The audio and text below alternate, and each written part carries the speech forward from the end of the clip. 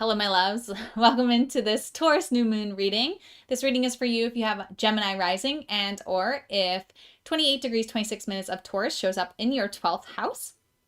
So the houses in the zodiac story represent where things happen. So this is where this new moon is happening for you. The 12th house represents the area of our life that deals with the hidden realms.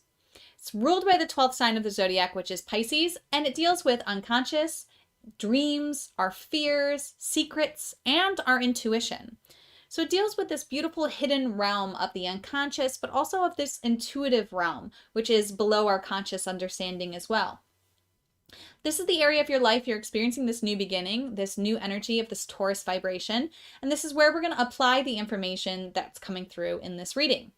Two parts to this reading. The first part will be for you to tap into your intuition, to tap into your understanding, to allow yourself to feel visceral responses to the guidance that's coming through, and to write down the information that's specific to you. I will not be offering an interpretation for this part of the reading. It is for you and you alone to sit with, to get all of the guidance and information that's coming through for you. The Taurus new moon really was telling me, hey, you tell people that they need to be adding their own interpretation and guidance to these cards, but they need an experience. They need a practical exam, so to speak, in listening to a guidance and then feeling in their bodies, letting themselves connect their thoughts that are happening in response to it with an understanding of what guidance they're being guided to act upon. Because my whole goal is to guide you back to the wise instinctive knowing that exists within you.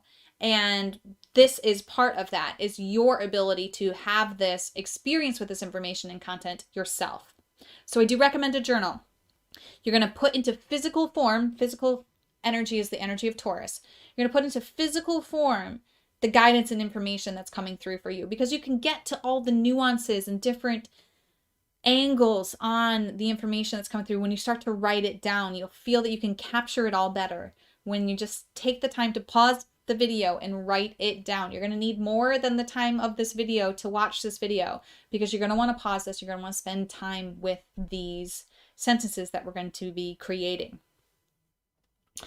The next part of the reading is going to be utilizing the angel therapy deck, and we're going to be going back into the guidance that came through for the new moon in Aries and the solar eclipse. So we're going to be relating this card to the 12th house for you. And we're going to be relating it back to the human condition content. Okay, let's start with the karma cards by Monte Farber. So here's the first two cards in the series. You always get a planet card, a sign card, and a house card to get your guidance. I pulled the specific ones for this moon for you. And so what you do is you just read across. There's three different sentences that will be formed. The first one's right here. Defend your beliefs, and then the third card will fill in the blank. Accept the costs of, third card will fill in the blank, and then let your feelings tell you how to use the most direct way, and this card will fill in the blank for you. So if you haven't already grabbed your journal and a pen or pencil, writing utensil, then close your eyes and taking a few deep breaths and open your heart to connect to your own intuitive guidance, to connect to the guides that you want to bring into this reading, and to really be aware of any sensations that you have, any guidance coming through as we read these cards. Prepare for that. And then pause between each sentence to write down anything that came through for you. They might all resonate. It might just be one or two that resonate, okay? Your spiritual message is to defend your beliefs, seeking oneness with all there is. Pause and journal about what that brings up for you. Come back to me when you're ready. Your mental message is to accept the costs of philanthropy. Pause and journal about that. What does that mean to you? For you? Does that resonate? And the physical message is let your feelings tell you how to use the most direct way and keep your involvement hidden.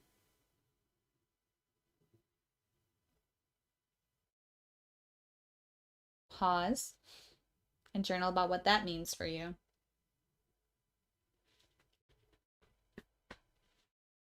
I'm going to leave this here. Please take as much time with this as you need. Do not rush through this like I am just to get through the video. It's important. This is an important thing that the Taurus new moon really wanted you to focus on. If you need to skip the rest of this video, that is actually more important. You can watch the readings recap to get the message that's going to come through here, okay?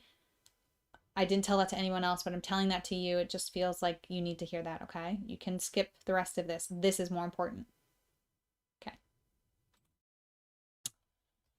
Review time. Oh, yeah, I love this card for you guys.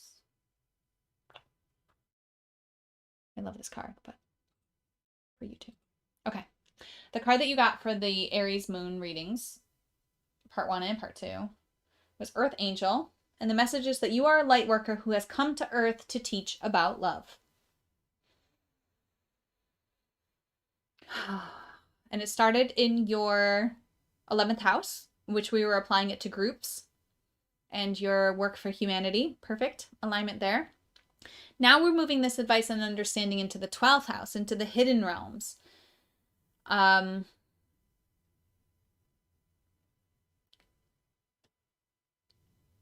tapping in here.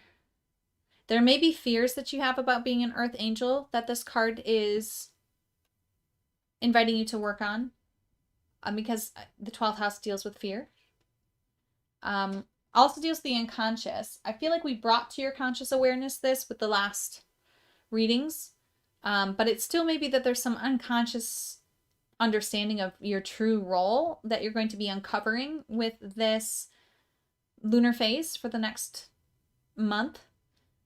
And you may also be connecting to your intuition, which is guiding you to your light work, which is guiding you to how to teach about love and how to honor your mission here on Earth to teach love. Let's relate it back to the human condition content as well. So the human condition teaches about love. It teaches us that the development of the human race had 10 million years of adaptation genetically based in ideal nursery conditions of unconditional love, of cooperative, selfless giving. And that's in our instinctual nature. Our intuition is actually oriented towards altruism, which is the opposite of what we were taught in school, of what we thought Darwin was telling us with the origin of species and the survival of the fittest model. That's true for the animal condition. He left the development of the human race up to another scientist to determine and discover. He didn't want to go there. He didn't want to touch it. Actually, a scientist after him, Fisk was his name, came up with a nurturing explanation of the human race and proposed that we were an altruistic race. That didn't get traction because if you notice in our world, we don't act so loving and we can't really explain why. So that explanation was kind of pushed off to the side until scientist Jeremy Griffith discovered the biological indications and markers of this nurturing adaptation and recognized that the reason it's so hard for us to admit that this is our intuitive, instinctual nature, to be loving and cooperative and to be giving. The reason that we don't see that in the world and we haven't experienced it and we sometimes don't act that way is because we've been developing nerve-based learning over the last 2 million years. Our intellect has been developing. Intellect needs to learn through cause and effect, needs to learn through experience, which means it can't just live altruistically. It has to live against altruism in order to understand the value of altruism. In the introduction, I likened it to a parent telling a child not to do something, not being able to give a reason, and the child being like, that's not good enough. I'm going to have to experience that for myself to know why it is that you're telling me to do what you're telling me to do. The child then goes and has the experience and then comes to a place of understanding. As a human species, we're growing up into this understanding now. And you're here to teach about it because the information that this gives us, the power, the empowerment, the understanding, the relief, the relief and the love that this opens us up to in our lives and in our interactions with each other is huge. It's so important. It's so beautiful. It's so necessary. And you're here to teach about it through how you engage with the world, through your intuitive listening and understanding. That's going to be key, I think, here, especially in this 12th house. You may also have dreams that are guiding you and helping you to navigate and to communicate this message. And you might be dealing more internally in the unconscious realm. You might have parts of you that have been damaged because of the human condition, because you didn't get held and nurtured and breastfed from 0 to 6 by your tribe. And you weren't unconditionally loved by your tribe. You weren't given full attention for your formative years. That's what we experience for 10 million years, my friends. That's why it hurts us in our souls when we don't experience that. And we cooperated with each other. And we cooperated with the earth and our soul friends on the planet. So when we don't do that, it hurts our souls. Even though we think there's no other way. Even though we think we have to compete and be greedy and selfish just to survive. And that's another pain that we've had to suffer through. And lastly, when we didn't encounter this world and this care, we put the blame on ourselves. We thought maybe there's something wrong with me, that I'm not worthy of the love that I expected. It's my fault. I'm not enough. Or I'm too much, so I don't get the love. Whatever it is. Whatever the story is, there might be something going on in your unconscious, is what I'm telling you, that you need to clear, that you get to clear with this understanding and this information, and with this focus on your 12th house, this new beginning in this unconscious realm that's helping you to understand that you are an earth angel. You are here to talk about love. We already talked about bringing that into communities and realizing your love for humanity. And now we're bringing it into like a slower, more internal place with the 12th house.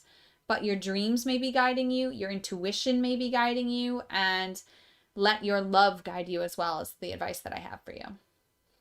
Let me know if you have questions. Let me know how this resonates. And as always, namaste. The universal light within me salutes and honors the universal light within you. Namaste.